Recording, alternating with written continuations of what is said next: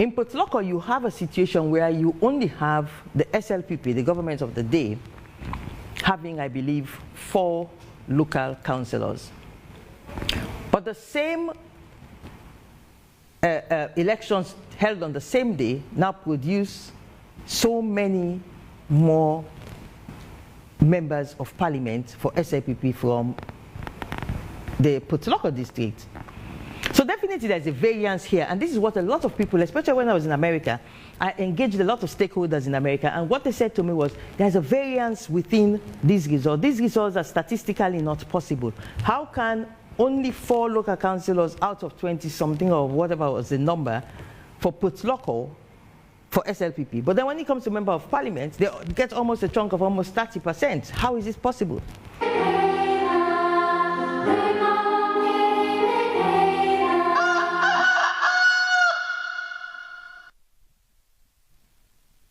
All right, welcome back. And now we have in the studios Dr. Sylvia Blyden, as we informed you earlier. And thank God she's here. It was due to traffic, but good morning and thank you for joining us. Thank you for having me, and good morning to the listeners also. Yes, we're going to talk about a lot of issues here, but I want you to start with an assessment of the state of affairs in Sierra Leone, especially in the area of democracy and good governance. Sierra Leone's democracy is one that I think we have to cherish. We have worked so hard for it.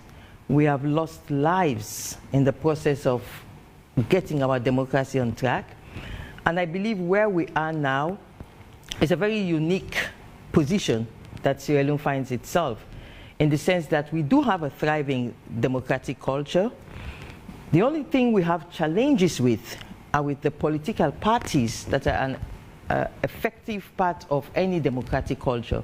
You need to have strong political parties, and then you can have an effective democracy.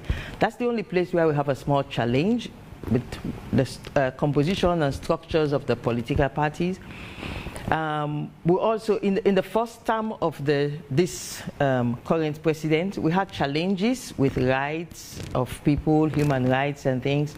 But in this ongoing second term, I must say it seems like it's much better. In fact, even towards the end of his first term, the abuse of human rights that was going on was now much better. So I think our democracy is in a good place. We just need to strengthen the political parties, especially the active participation of the members of the political parties within the parties. Then we can have a now almost perfect democracy.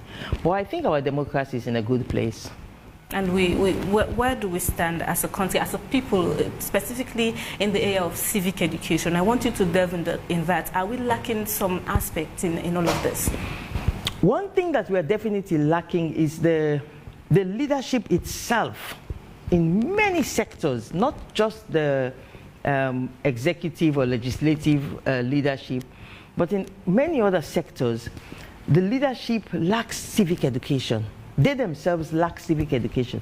They themselves lack an understanding of what the Constitution says, what is in our Constitution. So what I think we need to do is, from the leadership all the way down, needs to have sessions on civic education.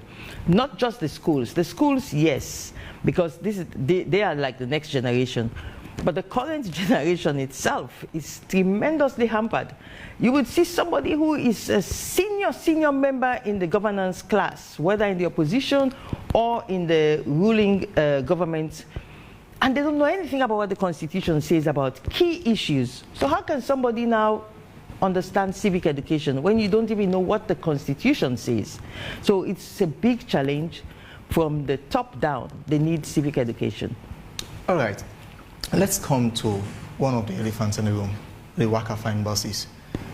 A lot of people are waiting to hear your opinion. Now, many Sierra Leoneans have described it as unaffordable. Native Consortium is calling it a criminal enterprise, Edmond Abu, the popular Edmond Abu, stating that it's discomfort to Sierra Leoneans, especially taking away commercial vehicles and poda or kekes from certain areas. What do you think about the whole Wakaba? Is it a laudable initiative in the first place? And what do you think is wrong with it?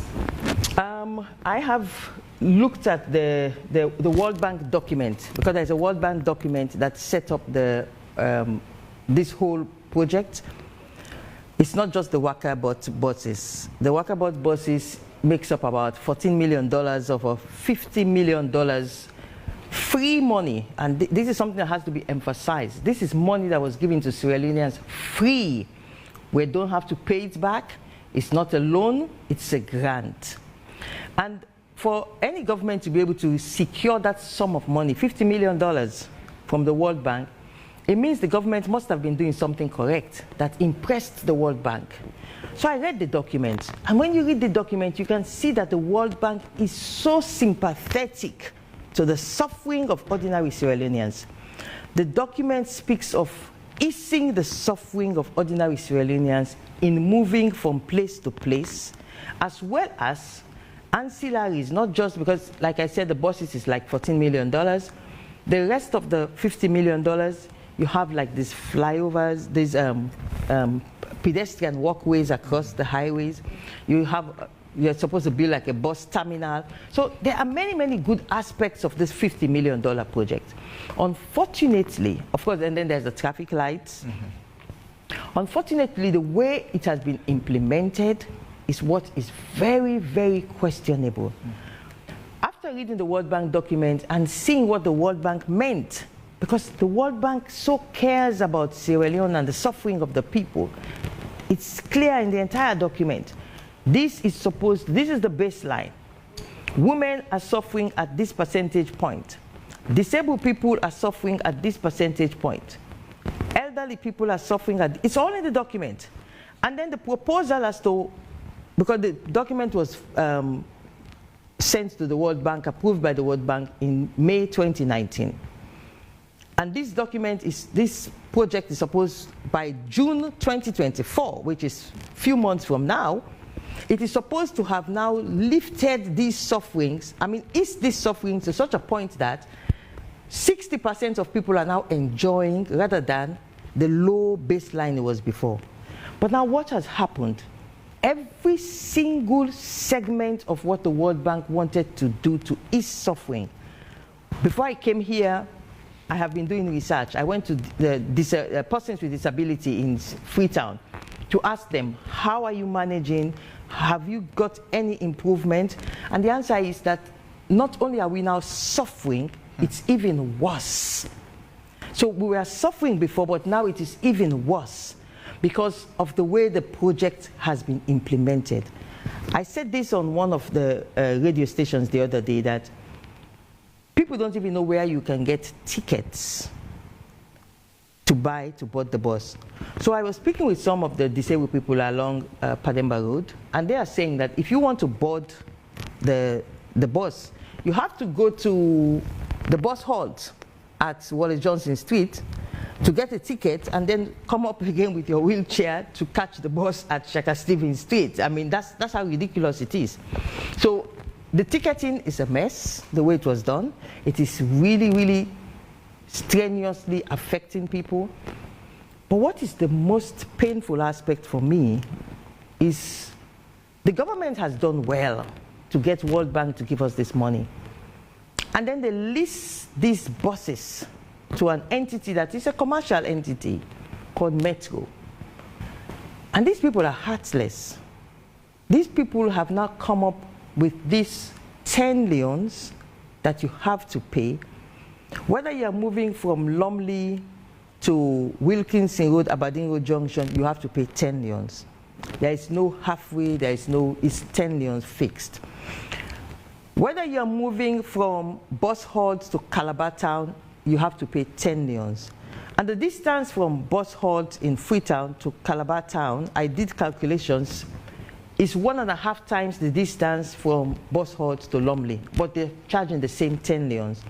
So you can see there's some insensitivity in the way the eastern part of Freetown is being treated as against the way the western part of Freetown is being treated. We are all being forced to pay 10 leons, even though the distance from the east is almost approaching twice the distance from Freetown. But then the most painful part is the removal of other competitors from the thoroughfare, from the roads. They have removed all the other competitors from the roads so that these worker-fine buses can pass, can move fast. Well, it would have been fine if you then stick to the price that it was before. The price that it was before for moving from Lumley to Regent Road in the town, Circular Road area was 5 leons. Now you say people should the 5 leons should no longer go on the roads, but people should not pay by force the 10 leons. So you're coming even from Lumley to Wilkinson Road Junction. You cannot use any of the other, if you're coming from Lumley to, let's say, Aberdeen Road Junction, you cannot use any of the other buses. You have to use the Waka Fast bus because that's the only one on the Wilkinson Road axis. And then you have to pay 10 leons. It's unfair. But then you look at the structure of the metro company that was set up. It's a completely commercial enterprise. It's a profit-making enterprise. So what has happened now? The World Bank has come to say, let's come and help these Sierra Leoneans. They're suffering, the disabled, the women, the elderly, the sick. And what has happened? They have now taken the World Bank's money and given it to a commercial enterprise, a money-making enterprise, and then conferred advantage on this money-making enterprise at the expense of the people that you're supposed to be helping. To my mind, if you look at it a bit critically, it perfectly fits into corruption as listed in the Anti-Corruption Commission Act. So if this continues, we might have to call on the Anti-Corruption Commission to look into this whole project. And I want to appeal to the government, the people who have the oversight of this project, the project engineer, that you don't want us to start pushing along those lines. Edmond Abu has already said it's a criminal enterprise.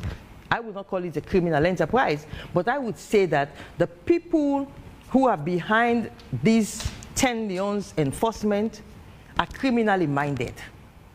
They're criminally minded. So for me, the government has to go back and look into what the World Bank document meant, check what they are now implementing, and then judge, are we really implementing what the World Bank gave us $50 million for? No, they are not. All right, you know, you made mention of a list of things, you know, the project should encompass, and one of it, which is the footbridge. And I want to have your perspective on those footbridges. It seems as if it's not been used. So the essence of it, is it even necessary as Sierra Leoneans? Because you get to ask somebody, say, I cannot go across and move down and come up. So what's your assessment of the footbridge, which is part of the project? I hope, the first thing is I hope they will maintain it, because maintenance is very, very important. If they maintain it, that will be very good, because we don't want a disaster somewhere down the line where it is not maintained and it collapses with somebody working on it. Secondly, it's free money. We don't have to pay back for it. And it beautifies the place. It also gives the place some semblance of modernity. It gives the city some look of modernity, makes the city looks a bit more modern than before. So I will not complain about the bridges there. We didn't pay for them. It's free money they gave to us. I would just ask that they make sure they maintain it. Now, do people use it? With time, I guess they would. Things do not automatically, people do not automatically pick up on something, but then with time, especially school children, elderly people, with time, they would realize the value of it. That would be my take on that. All right, let's go over to the update on your court case against the EU observers. Where do we stand? What is the situation as of now? Please, Philip. I filed the court case. Okay, let me tell you how court cases work. You file papers at the law court, and then they stamp it, the registry stamps it and gives you copies back for you to go and serve on the other side who you have filed papers against. In this case, the European Union observers.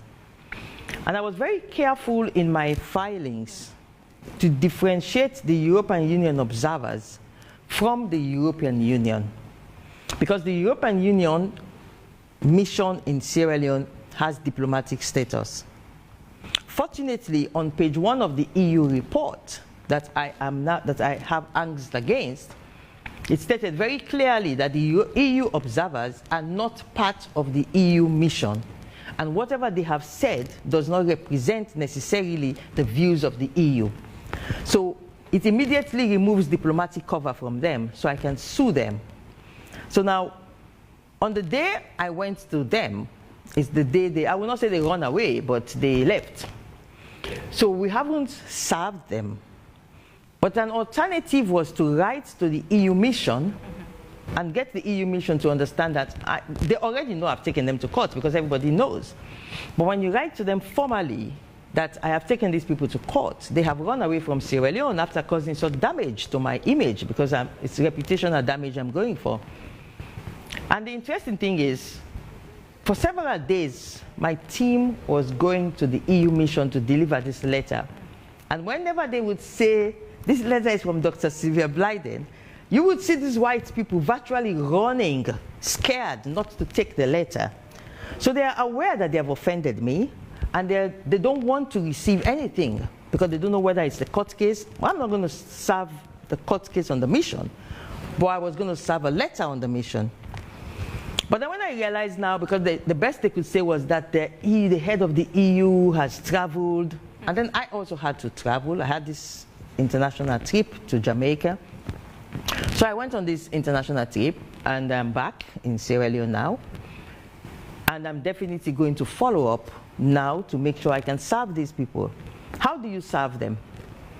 If the EU mission is refusing to dialogue with me as to how can I serve them, the observers, then there's a process in the law courts. This has never happened in Sierra Leone before. I'm testing the law, and I'm very confident that I'm testing the law is going to work. There's a process where you go to the law courts, and you say to the law courts, I'm trying to find these people, they have offended me, they have written about me, they have run away from Sierra Leone, but I need justice. So I want to do something called substituted service. And when you do when you apply to the courts for substituted service, the court can now grant you the right to serve them on the internet through their Facebook page or through their WhatsApp, and that is the next stage that I'm going to proceed on. But somebody has to take a very strong stance against the European Union observers, because what they did in that report is unacceptable. They, apart from impugning me, apart from making me look like somebody who I am not, they also did things that if they were in the European Union, in all the EU countries, they would never do it. But because it is Africa, that's why they came and they did that thing they called an elections report. Imagine you are doing a report on elections, and you're writing about the first lady of the country. How is she connected to electoral elections report? You're writing about her relationship with somebody in an elections report. So somebody has to take a strong stance, and that is what I have done.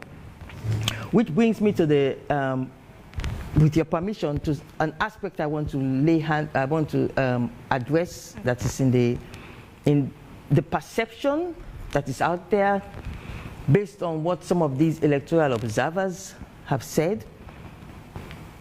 There's this perception out there that says that the presidential elections were rigged, that the president didn't get that percentage. But I want people to be pragmatic, and let's look at it this way. Let's take two districts, Potloko and Falaba. Off head, I have the figures off head. In Potloko, you have a situation where you only have the SLPP, the government of the day, having, I believe, 4 local councillors. But the same elections held on the same day now produce so many more members of parliament for SLPP from the Potloko district. So definitely there's a variance here, and this is what a lot of people, especially when I was in America, I engaged a lot of stakeholders in America, and what they said to me was, there's a variance within these results. These results are statistically not possible. How can only 4 local councillors out of 20-something or whatever was the number for Potloko for SLPP? But then when it comes to member of parliament, they get almost a chunk of almost 30%. How is this possible? Then you move to Falaba, it's the same thing. In Falaba, you have the percentage that the presidential elections get, almost like 90%. But then you look now at the other percentages for the local council and the members of parliament, you see now that they have like much lower percentage turnouts, much lower. So the point that most people automatically say is that they rigged for the president. But let's be pragmatic. Why don't we look at it the other way? What if the president was rogued? Because, yeah, let's look at it the other way. What if the results for the members of parliament for Potloko are actually the correct reflections rather than the results for the local council? Let's look at it the other way. Let's look at Falaba. What if the SLPP indeed got this huge chunk for the president in Falaba as against the lesser chunk for the members of parliament and local council? So one thing I would say is that the electoral review committee that is now on, the best thing they can do is for us to move forward with reviewed laws rather than to go backwards reflecting on elections results where the president himself can come up and say, they robbed me. These results, I was cheated, I should have more. Are you dissociating yourself from your party's stance that the election was rigged? I have asked my party to produce the RRF forms. I have asked them district by district. I want the RRF forms. Okay, you say we had challenges in the southeast, we didn't have agents. Okay, fine. Let me see the RRF forms, even for Freetown. Freetown, they don't have it. They cannot produce 100% of the RRF forms. How come? I've asked them for Potloko. They cannot produce it. How come? So for me, I am not a fool. I think for myself. I do not just follow blindly. If we sent you out there to represent the party, you were in charge, and you cannot give us RRF forms. You cannot give us numbers. And worst of all, you could not even go to court to challenge based on what you are saying. How in God's name am I going to follow blindly like a sheep? So definitely that position that they have, until they can produce the RRF forms, let's produce, even for Freetown, Western area, they cannot produce it. Where are the forms? Where are the results for the APC? They cannot produce it. So it's very difficult for some of us who have our heads properly screwed on to just jump and follow blindly that we were rigged, we were rogued. Where is it? Where is the data that proves we were rogued? And if we were rogued, why didn't you go to the courts? I went to the courts in 2018. I filed a lawsuit against the elections in 2018 because I believed that there were things about the legal process that were not correct. Why didn't they go to court this time? So I'm not a fool. I'm not a sheep who just follows. I'm a leader. I have my thinking. I know what is correct, and I can analyze logically and take a position. Unlike those who just follow blindly. I won't follow blindly. Were you involved in the political process, in the whole electioneering process with your party in terms of collaboration to ensure things are in place for you guys to win the election? Let me reveal something for the first time here today. It was in this studio in AYV. I think it was on the hot seat. I was asked if I would support Dr. Samura Kamara, if I would be involved in Dr. Samura Kamara's campaign if he becomes the flag bearer, which automatically makes him the leader of the APC. I think it was Amadou Lamrana who asked me the question because he had made, you know, earlier I said that even the leadership do not know what the Constitution and the laws say. He had made an utterance where he had said that they should extend voter registration until January of 2023, which was showing that he didn't even understand that you cannot register voters until beyond a certain, beyond a certain point. So while speaking on that, I said Dr. Samura Kamara's team is challenged. But if he is made the leader and the flag bearer of the APC, I will give him 100% support to ensure the APC wins elections. It's here in your studio. If you check your records, I said that live here on AYV. Dr. Samura Kamara calls me from, said he was in the provinces. I'm saying this for the first time today. He calls me from the provinces. He was excited. He was happy. He said, oh, Sylvia, I've heard about what you said on AYV, that you will support me if I become the flag bearer, if I become the leader, you will give me support. I said, yes, I'm APC. If you become the leader, I will support you. He said, oh, I'm in the provinces, and immediately I come back from the provinces. I'm going to come to see you. I wait for him. Several days he didn't call. So I sent him a message, Doc, you say you come. As soon as I sent him a message that, Doc, you say you come for make our come, because he hadn't yet been made the flag bearer. He was then an aspirant. Within 24 hours, these puppets that they have in Holland started broadcasting that some people, some former ministers, are asking to be on Dr. Samura Kamara's team. And Dr. Samura Kamara doesn't need those people. And as I sit here today, Dr. Samura Kamara has never lived up to his promise, his assurance that he would call me when he comes from the provinces. So I offered, to answer your question, I offered my services to him if he becomes the leader. I waited for him to reach out as he promised me he would. I spoke here on AYV. I would give 100% support to Dr. Samura Kamara. He not only turned me, he not only did not take up my offer, but they had their puppet in Holland abusing me for making an offer to assist. So under these circumstances, you end up having a scattered APC that went to the elections. And when you have a scattered APC, sorry, let me take it in. And when you have a scattered APC, where some of us are sidelined, it will be very difficult for that type of APC to be successful. And for me, the pivotal point is not just Dr. Samura Kamara refusing to take up my offer to give him 100% support. That's what I said here on the studio. The records are there. It's not just him refusing to take up my offer, but there's something he did in May of 2023. When he went to London and he stood on a podium and praised this their puppet, calling him Bayo in Holland, to an extent of saying this puppet, this Bayo who has abused like my mother's role in the APC, in the formative years of the APC in 1967, my father's role, my mother's role as Frabe College students is written, is etched in the history of the APC. And this boy has abused my mother egregiously. And Dr. Samura Kamara goes to London, and he's standing on a podium. And he says that this boy is very great, he's lecturing people in the provinces, political awareness he's raising. And then he says, even his mother. That was the moment for me. I said, this guy is not going to win these elections.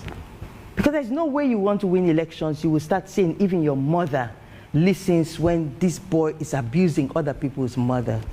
So to answer your question, was I involved in the elections? No. And as God would have it, I fell ill just before the elections. So I wasn't in the country.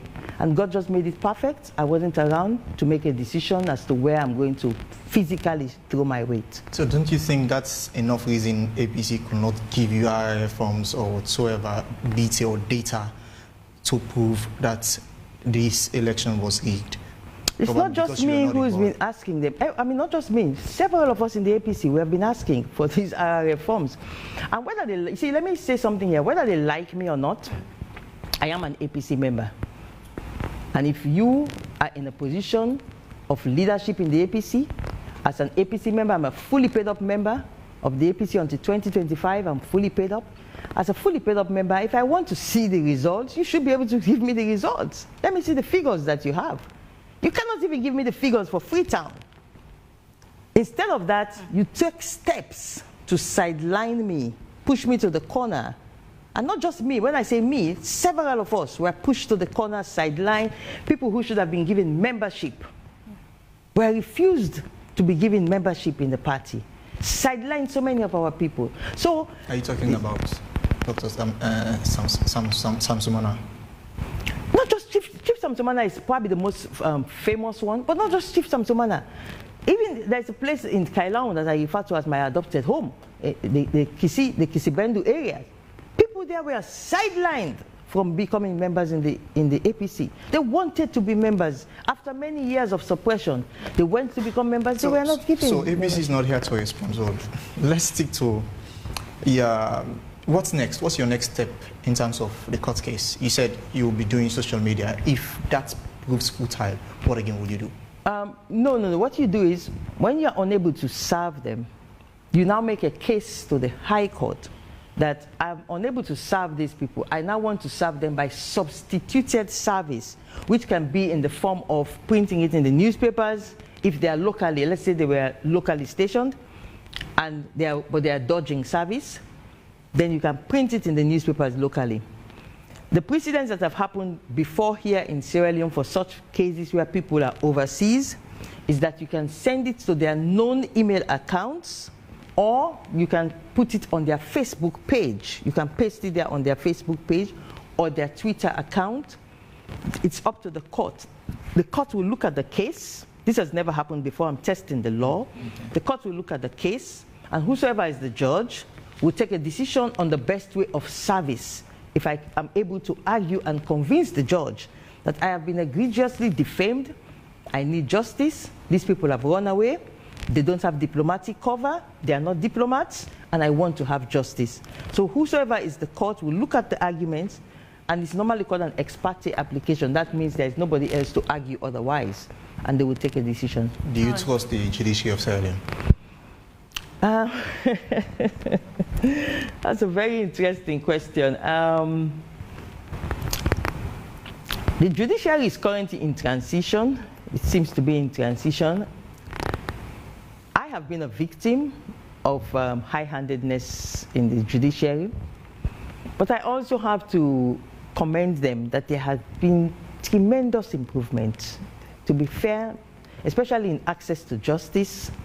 Let's take my personal out of it. Let's look at the holistic viewpoint. This current judiciary under the de facto Chief Justice Babatunde Edwards has been able to take justice down to the grassroots in some of the most remote areas you can think about by holding court sessions there. So people can see justice being done. Let's say somebody raped a girl in Koindu, Kisiteng. What would have happened before was that the case would have to come to Kenema to be heard, and it is only what they would tell them as a third party. But now you have the judiciary going down into the Koindu, small remote area itself with high court judges and holding sessions for rape cases, sexual penetration. So there has been a lot of improvements. Even the orderliness of the judiciary, how you enter, the cleanliness of the judiciary, there has been improvements, but there's a lot of work more to do. That will be my answer. All right, Dr. Blyden, as we round up now, why do you think the E is afraid of receiving your letter in one sentence? Why do you think that? Because they cannot defend what they wrote about me. They know they've offended me. They cannot defend it. What they wrote about me, they said I am SLPP. Am I SLPP? They wrote about me that, they wrote so many things that are very unfortunate. It cannot be defended. So it's like, oh, wahala, let's just run away. Okay, finally, this is your opportunity to speak to the APC party as a whole. Where do you see yourself, and what advice would you give to them, in terms of the next election that will be held in Sierra Leone, in getting your house together and getting the APC house together? The other day, we had a loss of a giant in our party, Ambassador Dauda Sulaiman Kamara, who, from here, I have a diplomatic engagement appointment somewhere, and then from that diplomatic appointment, I will be going to either the mosque or to the APC party office for the prayers on his late soul, on his late remains. May his soul rest in peace. And whilst we were there, what came out very, very strongly from different sectors of the APC at his house, whilst we were there on some sympathy, was that one of the things he really wanted, that Ambassador Dauda wanted for the party up to his deathbed, was that the party should unite. This sidelining of people, like what happened to me, sidelining me, abusing me, insulting my parents, it has to end. This denial of membership to people, it has to end. The party has to be unified. So I think anybody who cares about the APC understands the importance of unifying the APC. And most importantly, we have to reach out to the Southeast. The APC has to reach out to the Southeast. The founding president of the APC, the first founding leader of the APC who took the APC to elections, was Shaka Probin Stevens. Shaka Probin Stevens was the son of a Mende woman, Miata Massaquoi. So the APC was never built on a foundation of hating Mendes. But unfortunately, we have allowed the party to derail to an extent where we now have to rebuild our relationship with the Southeast, especially with the Mendes. So that would be another huge task that the party has to work on, getting our ideology back on track, educating people about good aspects of the APC and the former APC leaders, Shaka Stevens, Joseph Saidu Momo. They did wonderful things in Sierra Leone, not just, they had their bad sides, but they also did tremendously wonderful things in Sierra Leone. We have to rebuild the APC's image. And let's take the APC back to the Mende people and say, don't forget, Shaka Stevens was your son. Because you can doubt the paternity of somebody who is your father, you can doubt. But you cannot doubt the maternity of somebody. So one thing we cannot doubt is that Shaka Stevens was born from a Mende woman from the Galina section of Pujeung called Miata Massaquoi. And that's why you have Miata Conference Center. It was named after that Mende woman who gave birth to Shaka Stevens. So the APC has to go back and rebuild our ideology and convince the Mende people, convince the Southeast that the party of Shaka Stevens is back. We are a national and unified party. That would be my message that I would give, that we have to reach out to the Southeast and talk to them. I'll just take this last one. Sure. In Ghana, you said you still have an intention to contest for presidency. Oh yes. Is the intention still there? The intention do you see this future? Do you see it with the APC? Oh, definitely. I'm with the APC. I mean, my grandparents, my parents, if I do not stay within the APC, I don't think they would rest well in their graves. Now, if the APC had been with a good ideology that it was formed for, and then I have an issue with them, I would have been willing to just withdraw and just go sit back. But looking at what they have now done to the APC, with the way they have twisted the ideology, I owe it to my grandparents, I owe it to my parents to stay within the APC and ensure the APC that they fought for, that they built, will bring it back. A unified APC that believes in national unity, that respects the Mende people, that respects the Southeast, that respects everybody, and most of all, gives power to the grassroots, power to the people. That's what the APC is all about, not power concentrated at the top. So for me, I'm staying in the APC, I'm fighting from within the APC, but I'm fighting in a very systematic and matured manner within the APC. So my presidential ambitions is for within the APC. Is my presidential ambitions immediate? No. And I must say this, if you study women presidential leadership in Africa, you would know that a woman in her 50s, it would not be easy for such a woman to be presidential candidate for certain factors. If you study leadership of women in Africa, you know that somebody in their 50s is not that easy. So my ambitions are not immediate. I know the positives and the negatives. I know how to overcome them in the long run, but definitely my presidential ambitions are intact. I think I would make a wonderful president of Sierra Leone. I would be one of the best presidents that this country has ever had if the people of Sierra Leone decide that they want to give me that opportunity to lead this country. If the people of Sierra Leone decide they want to give you that opportunity with another party, are you taking it? I'm not leaving the APC. I am APC. And this takes me to the first question you had asked about our democracy. We have to ensure the political parties' democracy works within the parties.